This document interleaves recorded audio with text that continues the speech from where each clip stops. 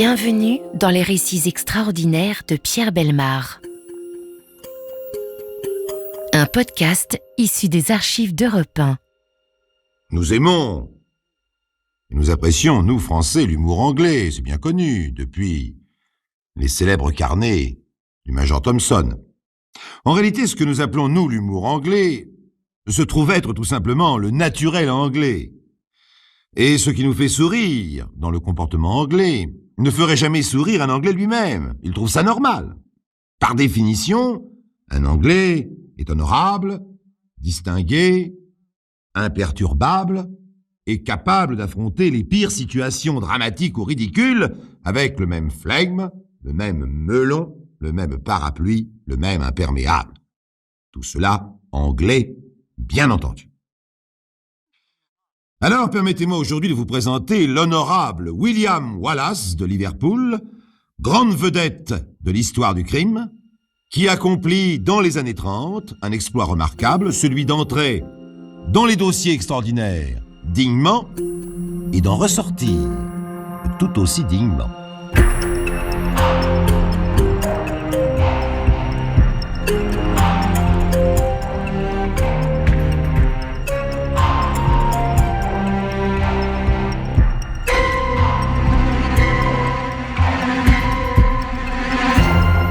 À l'époque de son entrée dans les dossiers extraordinaires, au mois de janvier 1931, William Wallace a 52 ans. Sa photographie d'identité, qui paraît dans les journaux de Liverpool, est un modèle de respectabilité. Front haut, cheveux courts et convenables, lissés, nez droit, pommettes hautes, œil vif, moustache et petites lunettes cerclées d'or. Le faux col est impeccable et on devine le teint frais. William Wallace sourit très légèrement et l'ensemble donne une impression de netteté et d'intelligence. On comprend parfaitement que le crime dont on l'accusa soit resté dans les annales britanniques comme un exemple irritant de puzzle parfait, de partie d'échecs interminable. D'ailleurs, William Wallace est un joueur d'échecs assidu. Il est membre du club d'échecs central de Liverpool, où tout le monde le connaît, l'apprécie. Il s'y rend régulièrement 2 fois par semaine vers 7 heures du soir pour y passer la soirée entre hommes, en bon anglais. Ces soirs-là, il abandonne au logis son épouse Julia, qu'il a épousée voici 18 ans. C'est une épouse irréprochable, Julia. Leurs voisins estiment qu'il n'y a rien à dire sur ce couple moyen. Ils habitent depuis toujours le même pavillon moyen, avec un petit jardin, avec un arbre au milieu. Ils ont des revenus moyens, jouissent de la considération générale. Miss Wallace ne travaille pas, elle coud, elle brode des rideaux, confectionne des muffins et des scones pour le thé de 5 heures, et réussit convenablement le pudding et la dinde de Noël que lui demander de plus. Ils n'ont pas d'enfants, pas de chat, pas de chien, pas de débordement de tendresse inconsidéré, en quelque sorte. D'ailleurs, William Wallace est un homme tout ce qu'il y a de rangé. Il est agent de la grande compagnie d'assurance Prudential. Tous les matins, il se rend à son bureau à 9 heures, vêtu d'un imperméable, quel que soit le temps, on ne sait jamais. Il en sort à 16 heures, attend sagement son autobus en lisant son journal et regagne son domicile. Régulièrement, il inspecte son petit jardin jusqu'à l'heure où la voix de Miss Wallace l'appelle par la fenêtre de la cuisine. « William, prendrez-vous du thé ?» Elle lui demande toujours s'il prendra du thé, bien qu'il en prenne tous les jours. Mais la vie est ainsi faite de petites habitudes, et si ces petites habitudes agacent Mr. Wallace, il a le bon goût de n'en rien laisser paraître. Donc, rien ne laissait prévoir que ce tableau allait se lézarder, rien, de l'extérieur en tout cas. Seul William Wallace peut-être l'avait-il prévu. Mais en cela, comme pour le reste, il eut, si c'est le cas, le bon goût de n'en rien laisser paraître. Maintenant que vous connaissez l'aspect de la situation, il me reste un seul détail à vous préciser avant d'entrer dans le vif du sujet. Le physique de Miss Julia Wallace. Je ne peux pas dire qu'elle soit laide. Je ne peux pas dire qu'elle soit jolie non plus. Disons qu'elle est convenable, sans reproche. La bouche est peut-être un peu mince et le sourire un peu guindé, mais à coup sûr, c'est une femme et une épouse tout à fait bien, tout à fait bien. L'affaire commence 24 heures avant le drame. Le lundi 19 janvier 1931, un peu après 7 heures du soir, le téléphone sonne au club d'échecs central de Liverpool. Le président du club, qui sirote un whisky avant d'entamer sa première partie d'échecs, décroche, écoute, et demande à la cantonade « Voilà, c'est-il arrivé, gentlemen ?» La cantonade répond « Pas encore, mais il ne va pas tarder. » Le président répète au téléphone, mais son interlocuteur enchaîne. « Ça ne fait rien. Voulez-vous prendre un message pour lui? Dites-lui de venir me voir demain soir à 19h30 pour parler affaires. Mon nom est Caltrou. Qu'il vienne me voir chez moi. 25, Menlo, Garden, East. » Le président prend note du message et raccroche. Un peu plus tard, William Wallace arrive à son club, secoue son imperméable, accroche soigneusement son parapluie dans le hall et serre quelques mains. Le président lui transmet le message. Et Wallace s'étonne. Quel nom, dites-vous? Caltrou. R.M. Caltrou. Il a bien précisé son adresse, 25 Menlo Garden East. C'est bien ce qu'il a dit. Mais je ne connais personne de ce nom, c'est curieux. Et je ne connais pas l'adresse non plus. Quelqu'un sait-il où ça se trouve? Non, personne ne savait. Et Wallace conclut philosophiquement, ça ne fait rien, je me renseignerai sur place. Et il entame tranquillement sa partie d'échecs. Donc, notez bien ceci, chers amis, nous sommes le lundi 19 janvier 1931. William Wallace a rendez-vous le lendemain soir à 19h30 chez un homme qu'il semble ne pas connaître, à une adresse qu'il ne connaît pas non plus, mais il a dit qu'il s'y rendrait. Le lendemain, le 20 janvier, Wallace rentre chez lui vers 6 heures du soir. À 6h30 environ, un jeune garçon laitier frappe à la porte. Julia vient lui ouvrir, prend la bouteille de lait, paie et referme la porte. Attention, il est 6h30 et vous avez vu Julia Wallace prendre sa bouteille de lait. À 7h, une demi-heure après, William Wallace, son mari, roule dans le tramway en direction de Menlove Avenue. Il arrive peu après et se met en quête de l'adresse où il doit se rendre. Il cherche longtemps. On lui indique des Menlove Sud, des Menlove Nord, des Menlove Ouest, mais nul ne sait où se trouve le Menlove Est, et encore moins le 25 Menlove Est. Et encore moins Mr. Caltrou, qui prétend y habiter. En réalité, il n'y a pas de Menlove East, et on ne trouvera jamais Mr. Caltrou. Étrange. Si c'est une farce, elle est de mauvais goût, car William Wallace cherche pendant 1 heure.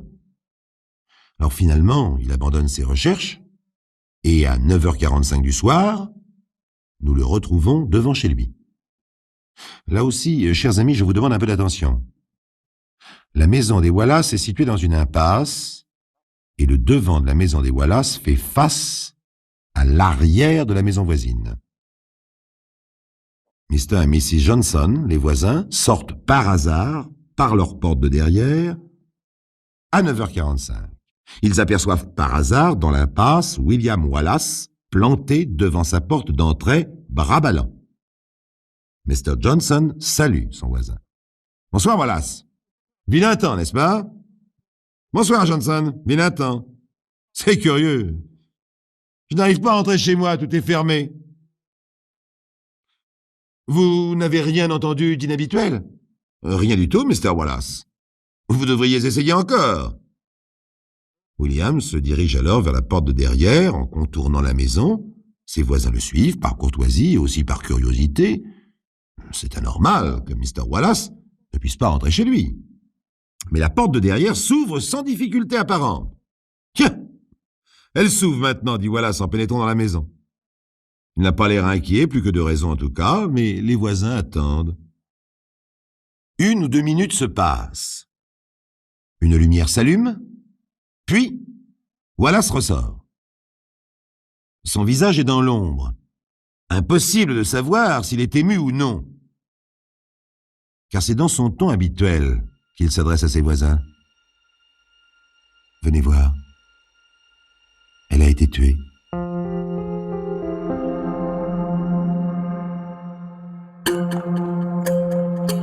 Les récits extraordinaires de Pierre Bellemare, un podcast Europe 1. Donc, chers amis, William Wallace, accompagné de ses voisins, Mr. et Mrs. Johnson, vient de faire, dit-il, une découverte. On a tué sa femme, Julia. Elle est étendue en travers, sur le plancher du salon. Le crâne n'est pas descriptible. C'est une véritable boucherie. Julia est habillée. Les portes et les fenêtres sont normalement fermées, aucune trace d'effraction, rien n'a été volé. Un rapide examen de la maison le confirme. Très rapidement, la police est là. Les inspecteurs envahissent les pièces, cherchant à déterminer les premiers indices. Mr. William Wallace attend. Il est calme, d'une froideur, d'une indifférence à tout remue-ménage. Même pour un Anglais dont la femme vient d'être assassinée, c'est beaucoup. À tel point que les voisins, les policiers, tout le monde le remarque. Oh, bien sûr, personne ne s'attendait à le voir s'évanouir, ou sauter par la fenêtre, ou crier, ou pleurer, non. Mais enfin, une certaine émotion discrète était fort bien comprise. Le calme de Mr. Wallace est impressionnant. Il convient toutefois de noter à sa décharge qu'un joueur d'échecs est rarement nerveux ou émotif. Or, William Wallace est un remarquable joueur d'échecs. Seulement les policiers ayant écarté l'hypothèse du vol, celle du crime de sadique, ayant vainement cherché d'autres empreintes que celles du couple dans la maison, durent se résoudre à interroger plus précisément l'époux de la victime. Il était évident que l'assassin de Julia avait déployé une rage et une haine hors du commun dans l'accomplissement de son acte. Quelqu'un détestait suffisamment cette femme pour la tuer avec une férocité particulière. Mais qui pouvait détester à ce point Julia Wallace, cette femme insignifiante qui depuis 18 ans épouse sans éclat d'un mari sans éclat, n'avait jamais élevé la voix au dire des voisins? Qui pouvait la détester? La première réponse qui venait à l'esprit, bien entendu, c'était son mari lui-même. La police anglaise, comme les autres d'ailleurs, a souvent découvert ce genre de haine mortelle entre époux. Une haine lente, sournoise, qui se fortifie avec les années, s'installe définitivement et peut aller jusqu'au crime. Mais William Wallace, à l'heure du meurtre de sa femme, n'était pas là. Il cherchait un certain Carl Drew au 25 Menlove Garden East. Carl Drew qui lui avait donné rendez-vous la veille par téléphone. Alors, il y avait une autre hypothèse possible. L'assassin avait voulu éloigner le mari en lui donnant un rendez-vous imaginaire à une adresse qui n'existait pas, de façon à le faire chercher longtemps et avoir le champ libre. Ou alors c'était Wallace lui-même qui avait téléphoné à son club pour se constituer un alibi avec témoin pour le lendemain. Le policier qui menait l'enquête penchait beaucoup pour cette hypothèse, d'autant plus qu'une pièce à conviction très importante venait renforcer cette idée. On avait trouvé près du corps de Julia un imperméable littéralement trempé de sang. Et cet imperméable appartenait à William Wallace, qu'il reconnut d'ailleurs sans difficulté, mais il est vrai qu'il aurait été difficile de dire le contraire, une bonne dizaine de personnes l'ayant vu sur son dos quotidiennement ou presque depuis 3 ans. Et le 2 février 1931, une douzaine de jours après la mort de Julia, William Wallace était inculpé et arrêté. Avec son calme habituel, il se contenta de déclarer qu'il ne répondrait pas d'une accusation dont il était entièrement innocent. Le procès s'ouvrit quelques mois plus tard au fameux tribunal de St. George Hall à Liverpool. La cour d'assises du Lancashire était présidée par l'honorable juge White, de son prénom Justice, nom prédestiné s'il en fut, et 2 ténors du baron anglais se partageaient l'accusation et la défense. L'affaire était délicate, car l'instruction n'avait apporté aucune preuve évidente de la culpabilité de Wallace. Il n'y avait que des présomptions, mais des présomptions sérieuses tout de même. La première concernait le fameux coup de téléphone au club d'échecs vers 19h, la veille du meurtre. L'enquête avait établi que l'appel provenait d'une cabine publique. Chacun sait qu'il est habituellement impossible, dans ce cas-là, de localiser la cabine elle-même, à moins d'un hasard exceptionnel. Or, le hasard, encore lui, avait voulu que cette cabine eût un dérangement momentané et que ce dérangement soit signalé à une opératrice du central un peu avant 19 heures. L'opératrice était intervenue et avait gardé la cabine sous contrôle pendant plusieurs minutes. Cela permit aux policiers de découvrir qu'elle se trouvait à 350 mètres environ du domicile des Wallace. De plus, c'était la plus proche cabine de chez eux. Intéressant, non? La deuxième présomption, c'est que les enquêteurs avaient soigneusement reconstitué le trajet de Wallace de son domicile jusqu'à la fameuse adresse de Menlove Garden. Nous savons déjà que cette adresse n'existait pas non plus que l'anonyme Mr. Carltrow. Mais tel le petit poussé, Wallace semblait avoir semé son itinéraire de petits cailloux blancs et bien visibles. Il avait, paraît-il, insisté longuement auprès des personnes à qui il demandait sa direction, comme pour se faire remarquer, et notamment auprès d'un policeman dans Menlove Avenue qui se souvenait parfaitement de lui. Intéressant.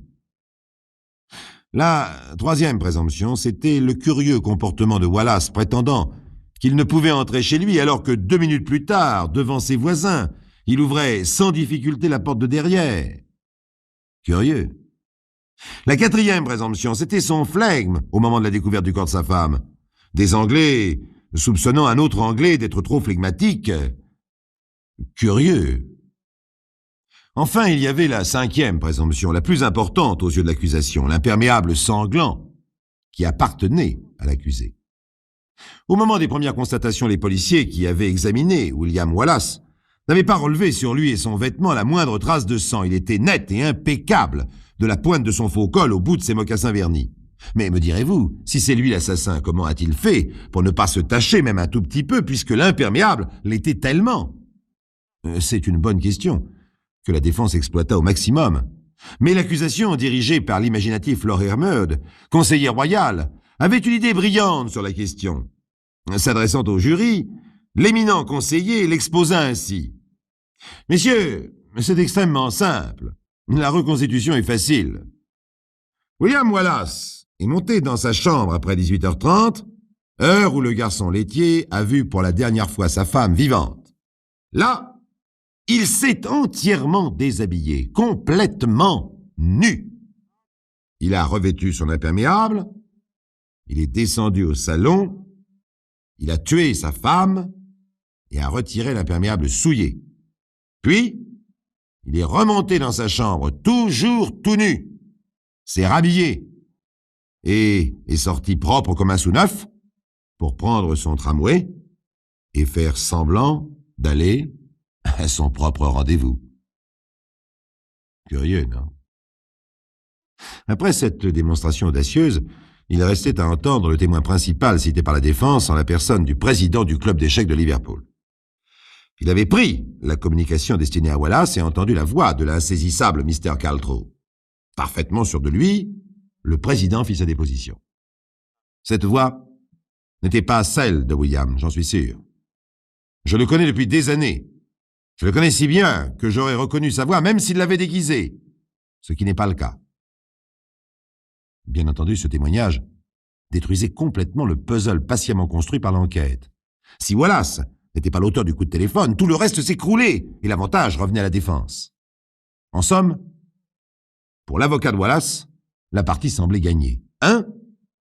Si son client avait cherché obstinément cette adresse, c'est qu'il était obstiné et consciencieux, comme tout bon agent d'assurance. 2.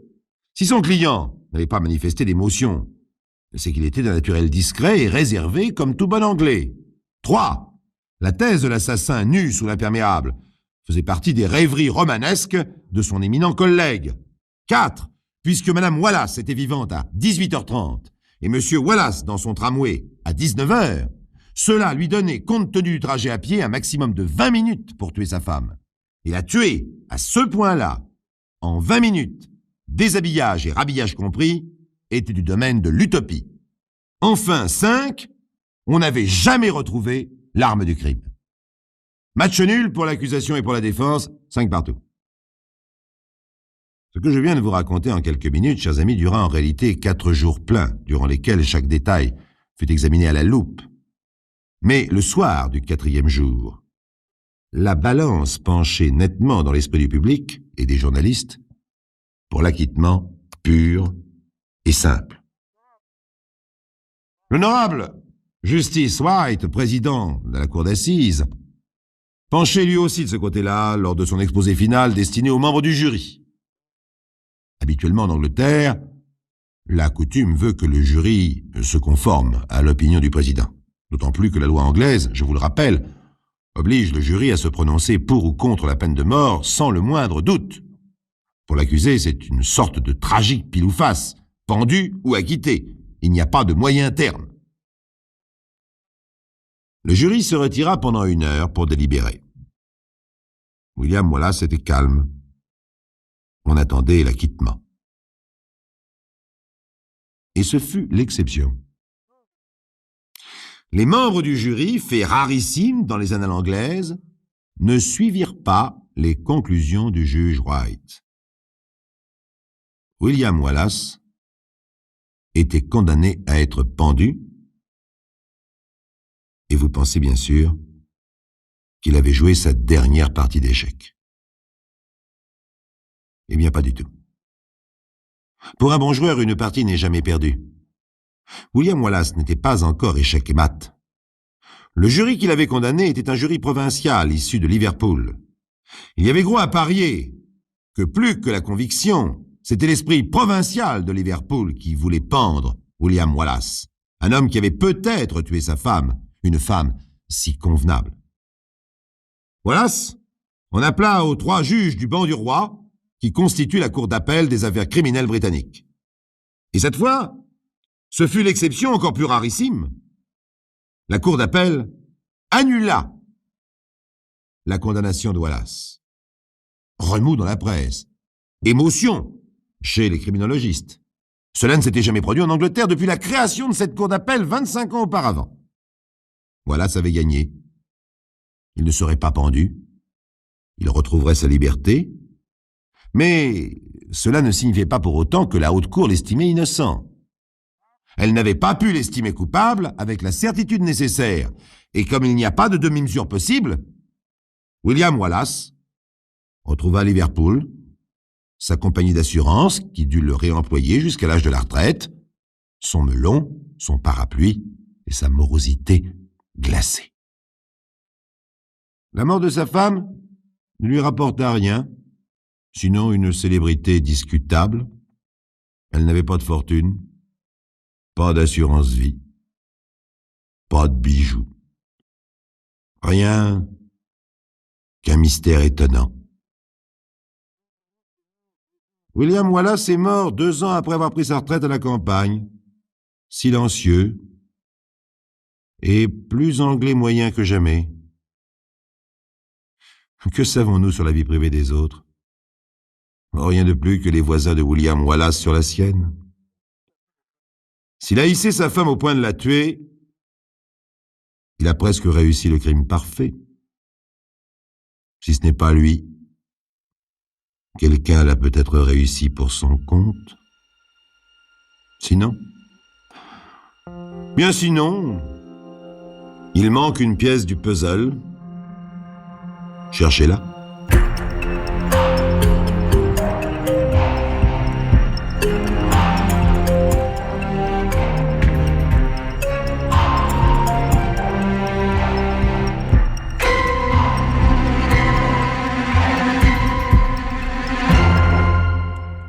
Vous venez d'écouter Les récits extraordinaires de Pierre Bellemare, un podcast issu des archives d'Europe 1.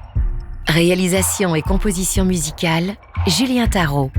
Production, Estelle Lafont.